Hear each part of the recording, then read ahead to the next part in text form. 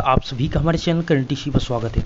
दोस्तों, आप सभी के मॉक टेस्ट और एग्जाम को लेकर बहुत ज़्यादा कमेंट है और प्लस इंस्टाग्राम पे आप सभी के बहुत ज़्यादा मैसेज थे कि सर मॉक टेस्ट या एग्जाम से क्या समस्या हो सकती है या क्या समस्या हो रही है स्टूडेंट को, ये आइए समझ लेते हैं। तो मैंने कुछ पॉइंट वाइज यहाँ पर लिखा है जो आपको समस्या हो सकती है, जिसका सलूशन क्या होगा इस वीडियो के माध्यम से बताना चाहेंगे। देखिए, पिछले वीडियो में आप सभी को हमने बताया, आप सभी को बहुत ज़्यादा प्यार मिला, लगभग उसमें 35,000 उस वीडियो को स्टूडेंट ने देखा और अच्छे से रिप्लाई उन चीज़ों को किया और उसी में आप सभी के कमेंट और आपके इंस्टा पे मैसेज थे।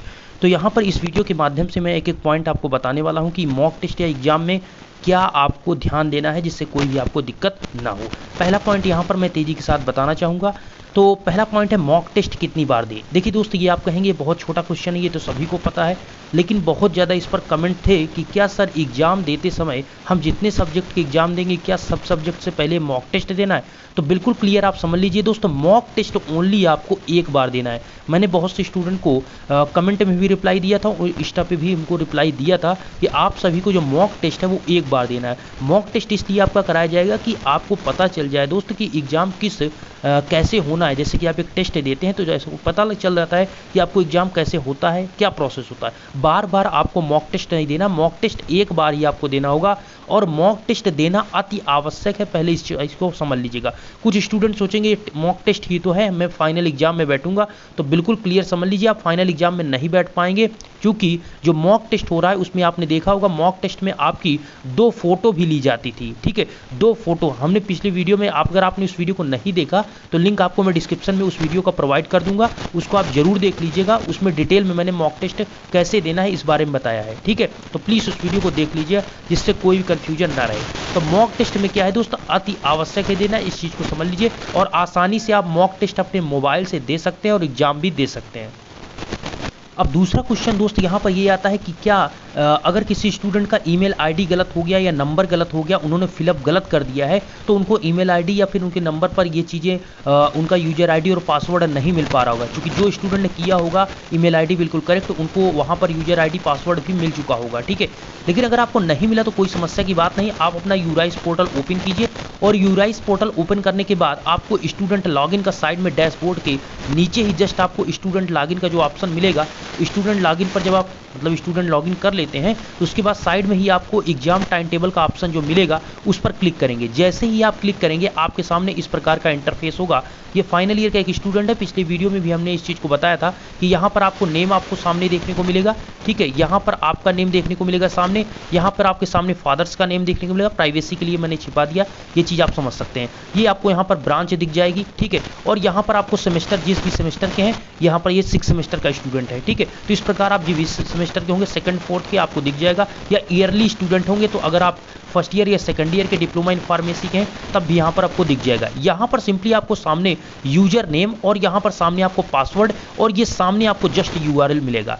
जस्ट आपको यूआरएल यहाँ पर मिल जाएगा। इस यहाँ पर क्लिक करेंगे, ऑनलाइन एग्जामिनेशन लिंक पर जैसे ही क्लिक करेंगे आपको वहाँ पर एक इंटरफेस आएगा जहाँ पर अपना जो यूजर आईडी ये है आपका यूजर नेम, अर्थात यूजर आईडी एक प्रकार का होगा जो कि आपके सुविधा के लिए आपका एनरोलमेंट नंबर जो है उसी को बना दिया गया है। और यहाँ पर आपको सामने पासवर्ड होगा, उस आपका यूजर नेम जो एनरोलमेंट नंबर है उसको फिलअप करेंगे और अपना पासवर्ड फिलअप करेंगे और साइन इन जैसे ही कंटिन्यू करेंगे आपके आगे प्रोसेस एग्जाम का स्टार्ट हो जाएगा। ये आपको नीचे एग्जाम शेड्यूल मिल जाएगा। ये सारी जानकारी मैंने पिछले वीडियो में आपको बता दी। इतना है कि अगर आपका ईमेल आईडी गलत है तो यूराइस पोर्टल पर आज जाकर डायरेक्टली यहाँ पर से देख सकते हैं, इसमें कोई दिक्कत नहीं। मैं आपकी सुविधा के लिए बताना चाहूंगा, अगर आप उसको पेन कॉपी में आसानी से लिख लेते हैं, जो कि एक बीटीयूपी की तरफ से ऑफिशियल वीडियो भी अभी जारी हुआ था, आपने देखा होगा कि उसमें ये सारी चीजें बता दी कि ज्यादा से ज्यादा कोशिश। दोस्तों, यहाँ पर टेक्स्ट एक्सपायर्ड की जो बात है इसको आप बिल्कुल समझ लीजिए, बिल्कुल क्लियर में। देखिए, एक्सपायर्ड की स्पेलिंग गलत है, इसको प्लीज आप ध्यान न दीजिएगा। मेरा कहने का मतलब ये है कि जब आपका वहां पर टेक्स्ट एक्सपायर दिखेगा तो इसका मतलब क्या है।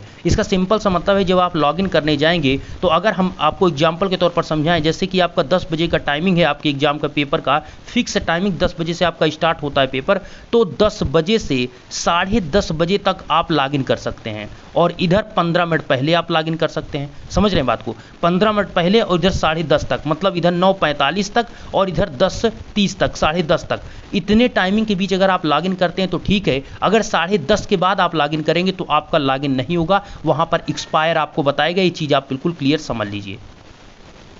उम्मीद करता हूँ आप समझ चुके होंगे। सिंपल सा कहने का मतलब है जो आपका टाइमिंग है एग्जाम का, जैसे कि 10 बजे का टाइमिंग है तो 10 बजे का जो फिक्स टाइमिंग है उससे अगर आप 10:30 बजे लॉगिन करना चाहेंगे तो फिर इसके बाद आपका लॉगिन नहीं होने वाला है। 10:30 तक अर्थात एग्जाम के टाइमिंग से आधे घंटे तक तो लॉगिन होगा, उसके बाद लॉगिन नहीं होगा, वहाँ पर एक्सपायर दिखेगा। इसलिए टाइमिंग से आप 15-20 मिनट, जो आपका 10 बजे अगर एग्जाम का टाइमिंग है तो आप कोशिश करें 15 से 20 मिनट पहले ही बैठ जाएं और अपना लॉगिन करके इंस्ट्रक्शन को पढ़ते रहें। प्लीज़ इस चीज़ का ध्यान दीजिएगा, ये बहुत इंपॉर्टेंट बात है। Next, internet connection. दोस्त कुछ स्टूडेंट के कमेंट ये हैं कि अगर हम मोबाइल से एग्जाम दे रहे हैं या आप लैपटॉप से एग्जाम दे रहे हैं, मैं आपको बिल्कुल सिंपल तरीका बताने वाला हूँ, ठीक है। अगर इंटरनेट का कनेक्शन मान लीजिए कट जाता है तब क्या समस्या होगी, तो पहले तो आप ये समझ लीजिए अगर इंटरनेट का कनेक्शन आपका कट जाता है तो इसमें कोई दिक्कत की बात नहीं है। आप फिर से अपना यूजर आईडी और पासवर्ड जो है वहाँ पर जाइए, एग्जाम ऑनलाइन एग्जामिनेशन जहाँ से लिंक से आपने लॉगिन किया था उसी पर फिर से क्लिक कीजिए और वहाँ अपना यूजर आईडी पासवर्ड को डालने के बाद जैसे ही कंटिन्यू करेंगे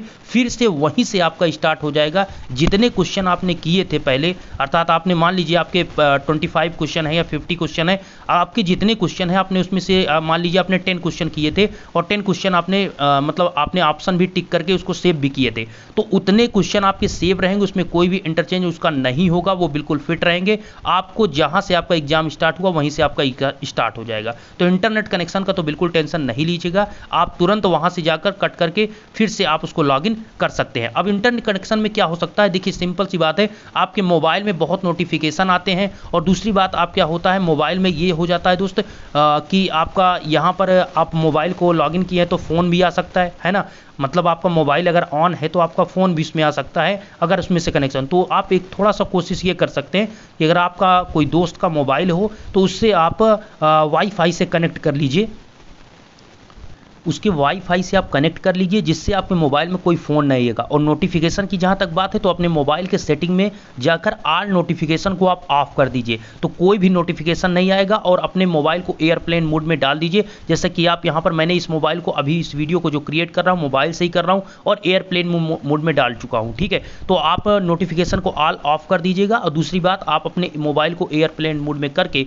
वाईफाई से कनेक्ट करके आसानी से आप एग्जाम दे सकते हैं, इसमें कोई दिक्कत नहीं होगी। आपके मोबाइल नंबर बंद रहेगा तो उससे कोई दिक्कत होने वाली नहीं है। आपका ईमेल आईडी और पासवर्ड, आपका जो यूजर आईडी पासवर्ड है उसी को फिलअप करके आपको मोबाइल से एग्जाम दे सकते हैं। और एक चीज़ और, आप किसी भी मोबाइल से एग्जाम दे सकते हैं, ऐसी जरूरी नहीं कि जिससे आपने मॉक टेस्ट दिया उसी से आप एग्जाम दे पाएंगे, ऐसी कोई बात नहीं है। आप किसी भी एग्जाम से देख सकते हैं, आपका यूजर आईडी और पासवर्ड बस उसमें फिलअप होना चाहिए और उस पर जाकर आप लॉगिन करके आसानी से एग्जाम दे सकते हैं। लेकिन अगर आपके पास मोबाइल है तो अपने मोबाइल से आप दें, ज़्यादा बेटर रहेगा, आपका उसमें हाथ चलता है, अर्थात आप एग्जाम आसानी से देख पाते हैं। और दूसरी बात, आप मोबाइल से एग्जाम दे रहे हैं तो आप सावधानी के साथ एग्जाम दीजिएगा, क्योंकि कोशिश ऐसा ना रहे कि आपका जहां पर आप मॉक टेस्ट आपने दिया होगा या आप एग्जाम देंगे जब मॉक टेस्ट तो उसमें साइड में इंड टेस्ट का ऑप्शन इस साइड में दिखता है, इंड टेस्ट का, तो कोशिश करें इंड टेस्ट पर किसी भी हालत में पहले आपको क्लिक नहीं करना है। इंड टेस्ट पर क्लिक करने का मतलब है फाइनली वो आपका सबमिट हो जाएगा, फिर आप वहां पर से लॉगिन दोबारा नहीं कर पाएंगे। उसके लिए आपको साइड में जब आप क्वेश्चन पढ़ते रहेंगे तो यहाँ पर आपको साइड में नेक्स्ट का ऑप्शन दिखेगा, आप नेक्स्ट पर क्लिक करते जाइएगा और क्वेश्चन को पढ़ते जाइएगा। जब फाइनली आपको लगे कि हमारा टेस्ट कंप्लीट हो चुका है तब आप इंड टेस्ट पर क्लिक करिएगा। अब एक क्वेश्चन ये भी होता है, अगर आप मान लीजिए इंड टेस्ट पर क्लिक नहीं करते हैं तो क्या अपने से आपका सबमिट हो जाएगा? तो बिल्कुल, अगर आप इंड टेस्ट पर नहीं क्लिक करते हैं, आपने क्वेश्चन को कर लिया है, ठीक है, तो ऑटोमेटिक वो 15 मिनट बाद ऑटोमेटिक वो सबमिट हो जाएगा, आपको करने की कोई जरूरत नहीं पड़ेगी, ठीक है। लेकिन आपको लगता है एग्जाम कर लिया है तो आप जो इंड टेस्ट है उस पर क्लिक करेंगे और इंड टेस्ट पर जैसे ही आप क्लिक करते हैं, मान लीजिए आपने गलती से इंड टेस्ट पर क्लिक ही कर दिया और आपको लगता है कि मैं नहीं इसको सबमिट करना चाहता हूं अभी, तो आपको वहां पर इंड टेस्ट पर जैसे ही क्लिक करेंगे तो आपके सामने एक ऐसे इंटरफेस आएगा, उसमें लिखा रहेगा क्या आप सबमिट, हाँ आप सबमिट करना चाहते हैं, ठीक है, ऐसा ही कुछ लिखा रहेगा। तो उसमें क्या रहेगा, आप सबमिट करना चाहते तो आप उस पर हाँ पर अर्थात यस पर क्लिक करेंगे, अगर आप नहीं करना चाहते तो आप नीचे नो पर क्लिक करेंगे, ठीक है। तो अगर आप गलती से होता है क्लिक तो एक बार आपसे पूछेगा वो, ठीक है, वो आपसे पूछेगा कि क्या आप फाइनली करना चाहते हैं? अगर नहीं करना चाहते तो आप हटा दीजिए। अगर आप इंड टेस्ट पर क्लिक करते हैं, फाइनली आपको लगता है मैंने सभी क्वेश्चन कर लिया है, तब इंड टेस्ट पर क्लिक करिए और यस पर क्लिक करेंगे तो फाइनली वो सबमिट हो जाएगा। उम्मीद करता हूं ये चीज़ें आप समझ चुके होंगे। लास्ट तो दोस्तों एक क्वेश्चन ये आ रहा है, लॉगिन नहीं हो रहा है। कुछ स्टूडेंट का ये था कि लॉगिन नहीं हो रहा है, तो एक जो ऑफिशियल वीडियो आई थी अभी BTUP की तरफ से, उन्होंने भी ये चीज़ मेंशन किया था कि अगर आपका वहाँ पर से लॉगिन नहीं हो रहा है तो आप सिंपली उन्होंने बताया कि www. आप सर्च कर सकते हैं UPBT exam.in, ठीक है, इसे आप सर्च कर सकते हैं www.upbtexam.in। इसे सर्च करके वहाँ से डायरेक्टली आपको जो इंटरफेस आएगा वहाँ पर अपना यूजर ID और अपना पासवर्ड फिलअप करेंगे तो आपको कंटिन्यू का ऑप्शन मिलेगा, उस पर क्लिक करके आसानी से अपना मॉक टेस्ट और अपना एग्जाम दे सकते हैं। मैं उम्मीद करता हूँ ये चीज़ें आपने समझ चुके होंगे दोस्त। आपको सिंपली मैंने बता दिया, सिंपल में मॉक टेस्ट एक बार देना है। ईमेल ID गलत हो गई तो कोई बात नहीं, आपको क्या करना है, आपकी ईमेल ID अगर गलत है तो यूराइस पोर्टल पर आप जाकर डायरेक्टली वहां से अपना देख सकते हैं, जैसा कि मैंने अभी ऊपर आपको एग्जांपल के तौर पर यहां पर बता दिया। ये यूराइस पोर्टल पर ही आपको देखने को मिल जाएगा, ठीक है। तीसरी बात ये है दोस्तों कि आपका इंटरनेट कनेक्शन कट जाता है तो आप क्या कर सकते हैं कि फिर से लॉगिन कर सकते हैं, ठीक है। और इंटरनेट कनेक्शन हमने बताया वाईफाई से कनेक्ट रहेगा, ज़्यादा बेटर रहेगा। नोटिफिकेशन ऑल मोबाइल को बंद कर दीजिए, एयरप्लेन मोड में मोबाइल को लगा दीजिए, कोई दिक्कत होने वाली नहीं है। लॉगिन नहीं हो रहा है तो इसके लिए बता दिया www.upbtexam.in सर्च करके देखिए, गलती नहीं करिएगा, बिल्कुल ऐसे ही सर्च करिएगा तो आपको मिल जाएगा। upbtexam.in सर्च करके आपको मिल जाएगी साइट, वहां से भी आप डायरेक्टली कर सकते हैं, ठीक है। ये उम्मीद करता हूं ये चीज़ें आपने समझ चुके होंगे और ये वीडियो आपको पसंद आए। दोस्तों को अपने शेयर कर दीजिए जिससे कोई भी उनको एग्जाम से समस्या ना हो, क्योंकि एग्जाम अगर छूट जाएगा दोस्तों तो बहुत एक प्रॉब्लम हो जाती है। अगर आप फाइनल ईयर के स्टूडेंट होंगे तो ज़्यादा समस्या है, अगर सेकंड फोर्थ के हैं तब भी तो समस्या ही है, क्योंकि एग्जाम छूटता है तो हो गया कि ये आपका एग्जाम हो सकता है कि वो पेपर जो छूटेगा ऑफलाइन उसको कराया जाए तो प्रॉब्लम थोड़ी होगी। तो थोड़ी सी यहाँ पर आप सावधान रहें और एग्जाम को अच्छे से दें। बेस्ट ऑफ लक दोस्तों, आप अच्छे से तैयारी करें, आपका पेपर अच्छा होगा। आप मेरे साथ इस प्रकार से जुड़े रहेंगे तो सारी अपडेट आपको मिलती रहेगी। चैनल को सब्सक्राइब कर लीजिए, कोई आपकी दिक्कत हो तो आप इंस्टा पे मैसेज कर सकते हैं। धन्यवाद।